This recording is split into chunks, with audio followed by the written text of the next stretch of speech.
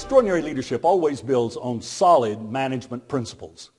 And good management, especially in the hands of exceptional managers, often manifests qualities we more commonly associate with leadership. And yet, there's a difference between management and leadership, isn't there? After all, don't most of us immediately recognize the difference between reporting to someone who's a good manager, even an exceptional manager, and reporting to someone who is an exceptional leader? Today, I want to look at 5 distinguishing hallmarks of leadership, 5 qualities that must be there if leadership is to deserve the name. And we're going to look at these through the lens of an acronym, FIRST. We're going to look at leadership first and foremost, which begins us with the letter F, which in this formula stands for focus. Leaders need to be people of focus. Now, textbooks on leadership remind us endlessly that leaders need to be men and women of vision.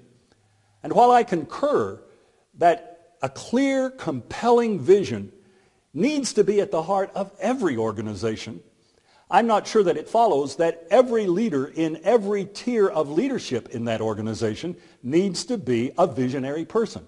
In fact, I will tell you that some of the most effective leaders I've ever reported to would be the very first to tell you that they are not particularly visionary people. But I will tell you what they all had in common. They had the ability to recognize the value and the importance of a vision that had been enunciated, and then to focus on the priorities and the endeavors that had to be maintained if that vision was to be translated into reality. The vision came to be for them an orchestrating center that brought them back from the countless and endless distractions and helped them refocus their team so they kept moving forward on track. Now, focus and vision appeal to the head, to the intellect, to the cognitive side of our being. Leaders know they must also engage the heart. So the I in our formula stands for inspiration. Leaders know that they must inspire people. They are constantly engaging the emotional field of their followers. They're building an esprit de corps. They're building a spirit that says not only we can do it, but we want to do it. Leaders know that their followers are looking to them for inspiration.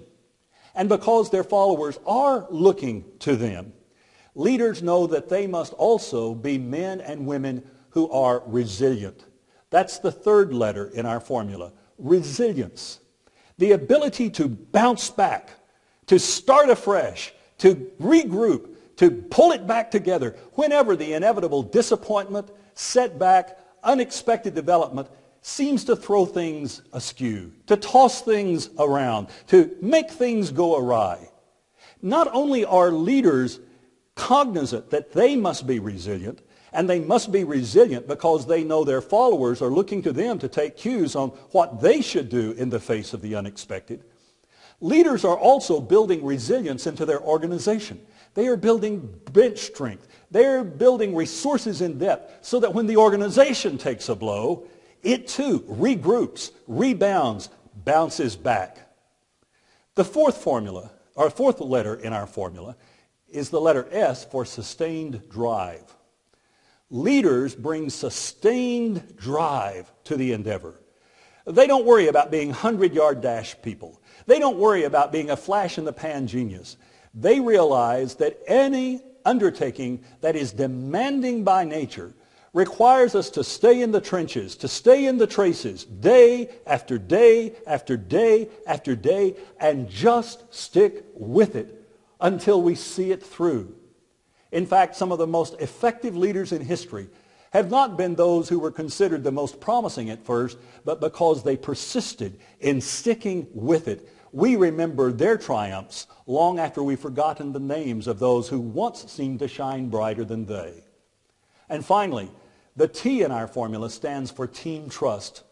Leaders know that trust is the glue that holds their team together and the lubricant that allows things to run smoothly. And so whenever they see anything endangering the trust within the team, they move decisively and they move quickly to thwart that threat. They know that they must take the lead in instilling an atmosphere in which everyone feels safe, feels valued, and knows that here they will be protected. And so, those are the formulas that give us our acronym FIRST. Leaders bring focus, inspiration, resilience, sustained drive, and team trust to the enterprise. And that's what we're going to be talking about further today.